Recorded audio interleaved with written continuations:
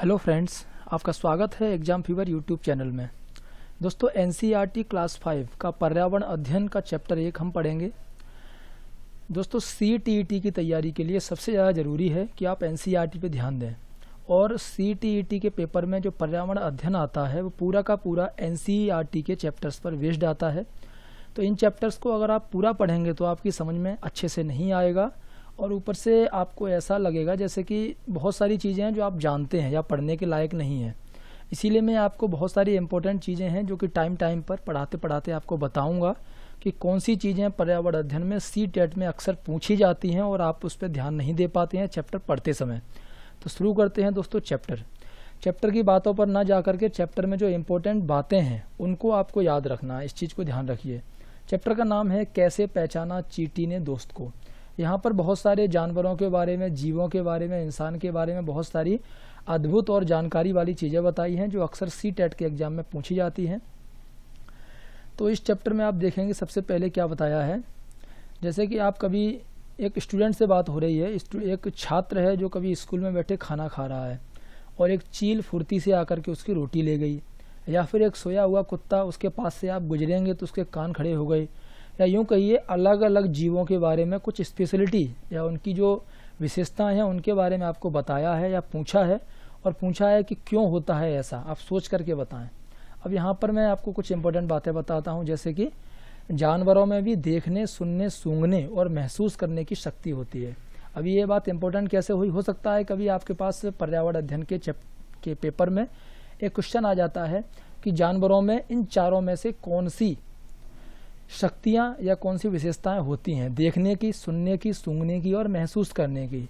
अभी आपने देखना, सुनना और सूंघना तो समझते हैं, लेकिन महसूस करना आप सोचें या कंफ्यूज हो जाएं कि हो सकता है किसी जानवर को ये चीज़ ना होती हो। तो इसीलिए दिमाग से ये बात निकाल देना कि जानवरों को भी इंसान की तरह देखना, सुनना, सूंघना और महसूस करने की शक्ति होती है। इसमें से कोई कोई जानवर जो होते हैं जो कि बहुत दूर तक अपने शिकार को देख लेते हैं, और कोई कोई होते हैं जो हल्की आहट को भी सुन लेते हैं, जैसे कि बाघ है, कुत्ता है। और कोई कोई जानवर अपने साथी को सूंघ कर ढूंढ लेता है। तो जानवरों की दुनिया भी बहुत ही अजब है। सबसे पहले चींटी के बारे में बात करें। आपने अक्सर देखा होगा कि चींटियां हमेशा लाइन से चलती हैं, या फिर कहीं भी कोई खाने की चीज़ डाल दी तो कुछ ही देर के बाद वहाँ पर एक चींटी आएगी, फिर उसके बाद लाइन की लाइन आ जाती है। तो आखिर ऐसा क्यों होता है?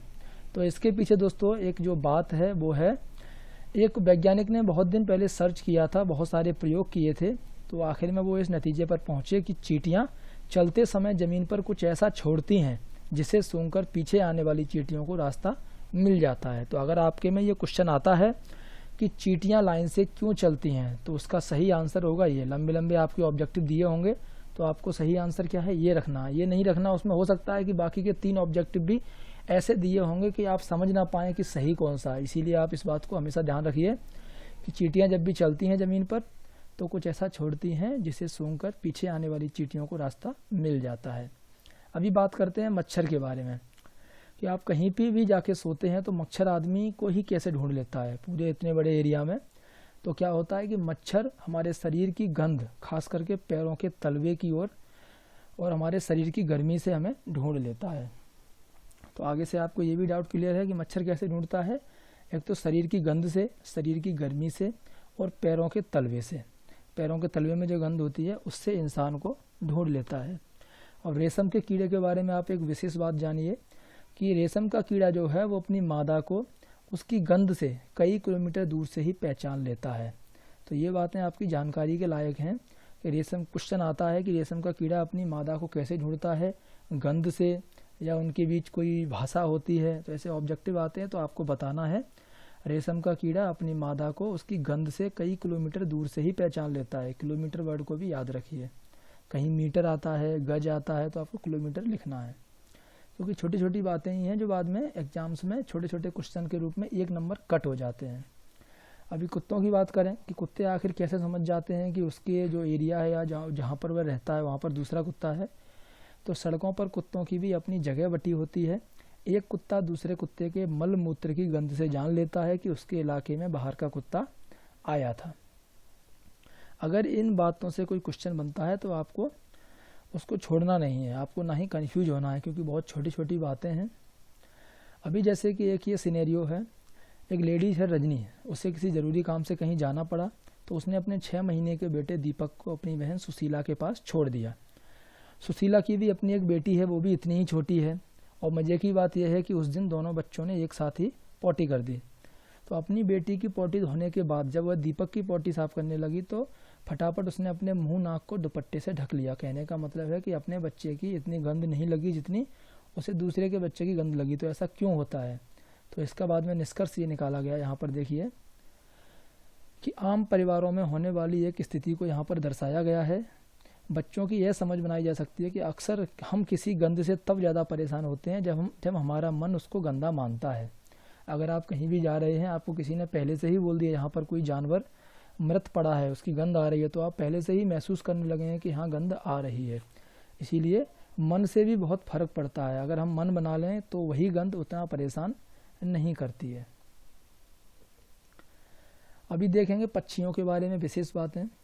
ज़्यादातर पक्षियों की आँखें उनके सिर के दोनों तरफ होती हैं। आप चिड़िया वगैरह को देखेंगे तो पक्षी एक ही समय में 2 अलग अलग चीज़ों पर नज़र डाल लेते हैं। अगर ट्रू और फॉल्स में कभी ऐसा आता है कि पक्षी क्या एक ही समय में 2 अलग अलग चीज़ों पर नज़र डालते हैं तो वो सही बात है। और जब ये बिल्कुल सामने देखते हैं तो इनकी दोनों आँखें एक ही चीज़ पर होती हैं।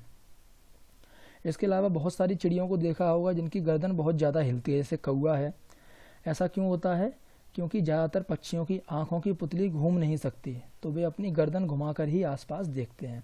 तो इस बात को भी याद रखिए। कभी कभी क्वेश्चन आ जाता है पर्यावरण अध्ययन में सीटेट में कि आखिर कुछ पक्षियों की जो गर्दन है वो ज़्यादा क्यों हिलती है। तो उसमें क्वेश्चन ऐसे आएगा कि गर्दन ज़्यादा हिलाते हैं, या फिर कुछ और भी ऑब्जेक्टिव आते हैं, लेकिन आपको आंसर क्या बताना है कि उन पक्षियों की आँखों की पुतली घूम नहीं सकती है, वे अपनी गर्दन घुमाकर ही आसपास देख सकते हैं।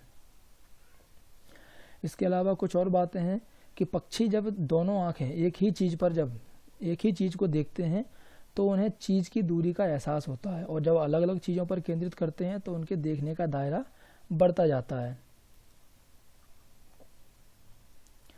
अब अगर बात करें चील, बाज और गिद्ध के बारे में, इनके बारे में आप भी जानते होंगे। ये काफ़ी दूर से, काफ़ी ऊंचाई से आते हैं। तालाब में या नदी में सांप या कोई कीड़ा है उसको झपट्टा मार के उठा लेते हैं। तो चील, बाज और गिद्ध ये जो पक्षी हैं वो हमसे 4 गुना ज़्यादा दूर से देख पाते हैं। अब यहाँ पर क्वेश्चन क्या बनता है? हो सकता है पूछा गया, जैसे ये नीचे पूछा है कि ज़मीन पर पड़ी हुई रोटी किसी चील को कितनी दूर से दिखाई दे जाती है। तो ऐसे क्वेश्चन आ सकते हैं। तो हमसे इंसान से 4 गुना ज़्यादा दूर से ये देख लेते हैं। जो चीज़ हमें 2 मीटर की दूरी से दिखाई पड़ती है, वही चीज़ ये पक्षी जो चील, बाज और गिद्ध 8 मीटर की दूरी से देख लेते हैं। तो कितना अंतर हो गया? 4 गुना। इस बात को भी हमेशा याद रखिए। अभी बात आती है कि कुछ जानवर होते हैं जो हमेशा दिन में जागते हैं। वो जो चीज़ें जो रंगीन होती हैं उनको उसी रंग में देखते हैं, और रात में जो जानवर जागते हैं उनको चीज़ हमेशा ब्लैक एंड वाइट में ही दिखाई पड़ती है। इस चीज़ को भी याद रखिए कि दिन वाले जानवरों को कलरफुल, रात वालों को ब्लैक एंड वाइट में हमेशा दिखाई पड़ता है। अभी ऐसे आपने देखा होगा बहुत सारों को कि बहुत सारे पक्षी हैं जिनके कान नहीं दिखाई देते हैं, लेकिन उन पक्षियों के कान वाली जगह पर छोटे छोटे छेद जैसे होते हैं जो कि पंखों से ढके रहते हैं, वही उनके कान होते हैं। तो आगे से कंफ्यूज नहीं होना है आपको। अभी जैसे कि सांप के बारे में बात होती है कि सांप कैसे सुनते हैं। कुछ लोग बोलते हैं सांप के कान तो होते नहीं हैं, तो सुनते कैसे हैं? तो जैसे कि आप कभी किसी टेबल को आप अपने हाथों से या किसी पेन से बजाएंगे डेस्क को, वहाँ पर फिर कान लगा करके फिर उसे बजाएंगे तो आवाज़ ज़्यादा आती है। जैसे कि रेल की पटरी पर हम कान लगाते हैं तो रेल बहुत दूर से रेल आ रही होगी तो वो भी कंपन सा हमें महसूस हो जाता है। उसी तरीके से सांप भी ऐसे ही सुनते हैं। उनके बाहरी कान नहीं होते हैं, ज़मीन पर हुए कंपन को ही वह सुन पाता है। सांप के बारे में आप जान गए, सांप के कान नहीं होते हैं, इसीलिए जब बीन बजाई जाती है तो सांप हमेशा कंपन से महसूस करता है। उसके अलावा जैसे कि जंगल में लंगूर बैठा रहता है, तो लंगूर क्या है कि जंगल में जब कोई मुसीबत आती है लंगूर के पास, या फिर शेर है और चीता है, ये लोग भी क्या करते हैं कि मुसीबत के समय एक खास आवाज़ निकालते हैं और अपने दोस्तों को मैसेज देते हैं। ऐसे कुछ पक्षी भी हैं जो इस तरीके के आवाज़ निकाल करके मैसेज देते हैं कि खतरा है आसपास। और कुछ और भी पक्षी होते हैं जो अलग अलग खतरों के लिए अलग अलग आवाज़ें निकालते हैं। जैसे कि उड़ कर के कोई दुश्मन आता है तो उसके लिए अलग आवाज़ होती है, और ज़मीन पर चल करके कोई दुश्मन आता है तो उसकी अलग आवाज़ होती है। अगर इससे रिलेटेड कोई भी क्वेश्चन आता है तो अभी आपको कन्फ्यूज नहीं होना है। मछलियाँ कैसे देती हैं खतरे की चेतावनी? वो एक दूसरे को बिजली तरंगों से चेतावनी देती हैं, वो भी अंदर बात करती हैं। अभी जैसे कि आपको मालूम है सन 2004 में भारत के पूर्वी भाग में जैसे कि अंडमान और निकोबार वाले एरिया में खास करके सुनामी आया था। तो बताया जाता है कि सुनामी आने से कुछ समय पहले जानवरों के अजीब व्यवहार द्वारा चेतावनी भी दी गई थी, लेकिन बहुत से लोग नहीं समझ पाए थे। अंडमान की एक खास आदिवासी प्रजाति थी जो ये समझ गई थी और उन्होंने वह इलाका खाली कर दिया था। इस वजह से सुनामी के समय वो लोग नुकसान से बच गए थे। डॉल्फिन जो मछली होती है वो भी एक अलग तरीके की आवाज़ निकालती है, एक दूसरे से बातें करती है। अभी जैसे कि जानवर सोते कितना है, अगर जानवरों की बात करें, जैसे कि आपने हमेशा घर में ध्यान दिया होगा छिपकली। सर्दियों के समय में छिपकली अचानक ही कहीं गुम हो जाती है। आखिर वो जाती कहाँ है, ऐसा क्यों करती है, तो उसके बारे में आगे बताता हूँ आपको। जैसे कि एक जानवर है स्लॉथ, इसका नाम याद रखिए, कभी क्वेश्चन आता है स्लॉथ। स्लॉथ क्या है, भालू की तरह दिखता है, चित्र में देख सकते हैं आप। और ये दिन के करीब 17 घंटे पेड़ों से उल्टे सिर लटक कर मस्ती से सोते हैं। कितनी देर सोते हैं, लगभग 17 घंटे तक ये उल्टे लटक करके सोते हैं। और ये जिस पेड़ पर रहते हैं उसी के पत्ते खा करके पलते हैं, इसलिए इन्हें कहीं भी जाने की ज़रूरत नहीं है। और जब ये एक पेड़ के सभी पत्ते खा लेते हैं तब ये पास के पेड़ पर जाते हैं। इस तरह से लगभग 40 वर्ष तक ये अपने पूरे जीवन में मुश्किल से 8 पेड़ों पर घूमने की ही तकलीफ उठाते हैं। और सप्ताह में ये एक बार ही सोच करने के लिए पेड़ से नीचे उतरते हैं।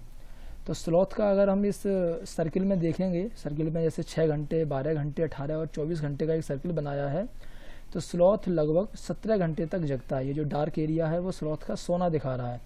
इस तरीके से छिपकली है, तो सर्दियों में छिपकली बिल्कुल भी दिखती नहीं है, तो हो सकता है कि पूरे के पूरे 24 घंटे सोती है, क्योंकि कुछ जानवर महीनों तक सोते हैं।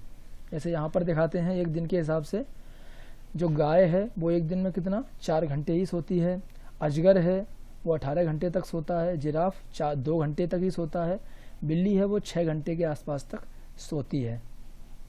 अभी तो कुछ बातें आपको बाघ के बारे में बताते हैं जो कि आपको जाननी बहुत ज़रूरी है और इन्हें आपको याद रखना है, नोट करके रखना है। इसके बारे में क्वेश्चन अक्सर पूछा जाता है कि जो बाघ है वो अंधेरे में हमसे कितना अच्छा देखता है, क्योंकि बाघ अंधेरे में भी अच्छे से देख सकता है। वो इंसान से 6 गुना बेहतर देख सकता है, याद रखिए इस बात को। बाघ की जो मूछें होती हैं वो हवा में हुए कंपन को भाप लेती हैं और वे शिकार की बिल्कुल सही स्थिति का पता चलाती हैं, और इससे इन्हें अंधेरे में रास्ता ढूंढने में भी मदद मिलती है।